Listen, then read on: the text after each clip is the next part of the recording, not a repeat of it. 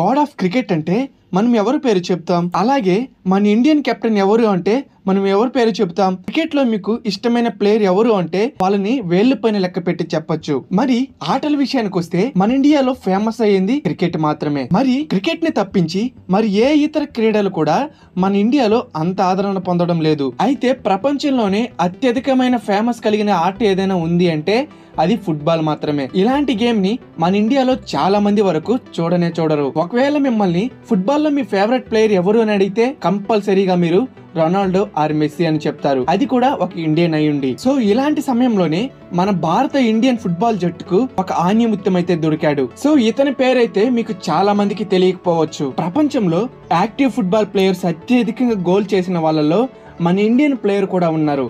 కానీ ఆ ప్లేయర్ గురించి మీలో చాలా మంది వరకు తెలియదు. అలాంటిది ప్రపంచంలో అత్యధికంగా గోల్స్ చేసిన వాళ్ళని వెనక్కి నెట్టి సెకండ్ పొజిషన్ లో ఉన్నాడంటే మీలో ఎంత మందికి తెలుసు? అలాంటి ఒక గొప్ప ప్లేయర్, అలాంటి ఒక లెజెండ్ ప్లేయర్ మన ఇండియన్ ఫుట్బాల్ టీమ్ లో ఉన్నాడు. అతను ఎవరో కాదు, ఇండియన్ ఫుట్బాల్ టీమ్ కెప్టెన్ అయిన the legend Sunil Chhetri. So ఈ పేరు విన్నాక సునీల్ ఛేత్రి మీలో ఎంత మందికి తెలుసో కింద కామెంట్ లో కంపల్సరీగా మెన్షన్ చేయండి. సునీల్ ఛేత్రి 3 ఆగస్ట్ 1984 లో ప్రస్తుత తెలంగాణలోని సికింద్రాబాద్ లో జన్మించాడు. సునీల్ గారి తండ్రి తన చిన్నతనంలోనే నేపాల్ నుంచి వచ్చి ఇండియాలో స్థిరపడ్డారు. సునీల్ గారి అమ్మగారు అలాగే వాళ్ళ నాన్నగారు ఇద్దరు ఫుట్బాల్ ఆడేవారు. ఒకప్పుడు సునీల్ గారి తండ్రి భారత ఆర్మీలో పనిచేస్తూ భారత ఫుట్బాల్ టీం జట్టు తరపున ఆడేవారు. సో తన తండ్రి వృత్తిరీత్యా వివిధ ప్రాంతాలకు వలస వెళ్లేవారు. అలా తన విద్యాభ్యాసం వివిధ ప్రాంతాల్లో జరిగింది. చిన్నప్పటి నుంచే సునీల్ కి ఫుట్బాల్ అంటే అమితమైన ఇష్టం. ఇంట్లో ఉన్న వాళ్ళ అమ్మగారితో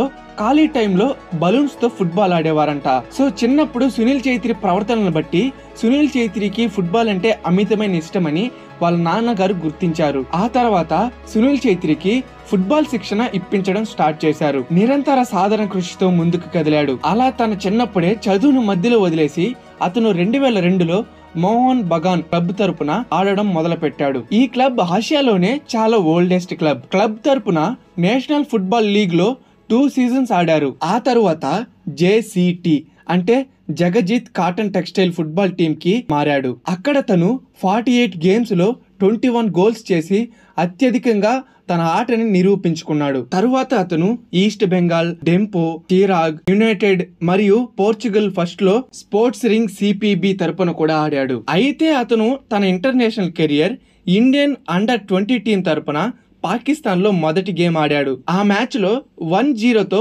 మ్యాచ్ ను గెలిచారు. ఆ తరువాత 3 ఏప్రిల్ 2004 భూటాన్ లో జరిగిన మ్యాచ్ లో 2 సార్లు గోల్ చేసి తన జట్టును విజయ పదం వైపు అడుగులు వేసేలా చేశాడు. అలా ఆ మ్యాచ్ లో 4-1 తేడాతో భారత్ గెలుపు సొంతం చేసుకుంది. అండ్ 12 జూన్ 2005 భారత సీనియర్ జట్టు తరపున పోటీలోకి దిగి తన మొట్టమొదటి మ్యాచ్ పాకిస్తాన్ తో ఆడాడు. ఆ మ్యాచ్ లో తన మొదటి సీనియర్ జట్టు తరపున గోల్ కొట్టాడు. ఆ మ్యాచ్ తర్వాత తను వెనక్కి తిరిగి కూడా చూడలేదు. 2012లో సునీల్ ఛేత్రిని భారత ఫుట్బాల్ జట్టు కెప్టెన్ గా నియమించడం జరిగింది.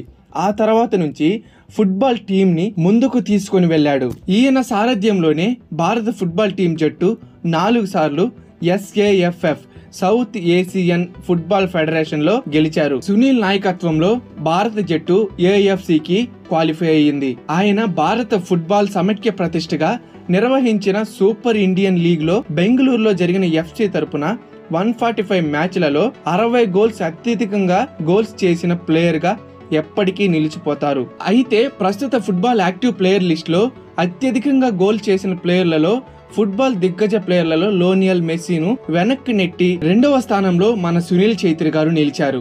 సో దీన్ని బట్టి మనం అర్థం చేసుకోవచ్చు సునీల్ ఛేత్రి అంటే ఏంటి అని. సో ఇంత పెద్ద గొప్ప ప్లేయర్ ను మన ఇండియాలో పెట్టుకొని దాదాపుగా మన ఇండియాలో ఉన్న ఆడియన్స్ ని అలాగే మన ప్రజల్ని అడిగితే మీరు ఫుట్బాల్ లో ఎవరు ఫ్యాన్స్ అని అడిగితే దాదాపుగా Messi fans and Ronaldo fans అని చెప్తారు. కానీ ఎవ్వరు కూడా సునీల్ ఛేత్రి పేరు చెప్పరు. సో ఇప్పటి నుంచి సునీల్ ఛేత్రికి మనందరం సపోర్ట్ చేద్దాం, అలాగే మన అందరం ఫ్యాన్స్ కూడా. సో సునీల్ సేవకు గాను భారత ప్రభుత్వం 2011లో అర్జున అవార్డు, అలాగే 2019లో పద్మశ్రీ అవార్డు, 2021లో KL రత్న అవార్డు. ఫుట్బాల్ చరిత్రలోనే KL రత్న అవార్డు సాధించడం అంటే చాలా గ్రేట్ అనుకోవాలి. కానీ మన సునీల్ ఛేత్రి గారికి ద ఫస్ట్ టైం అయితే వచ్చింది.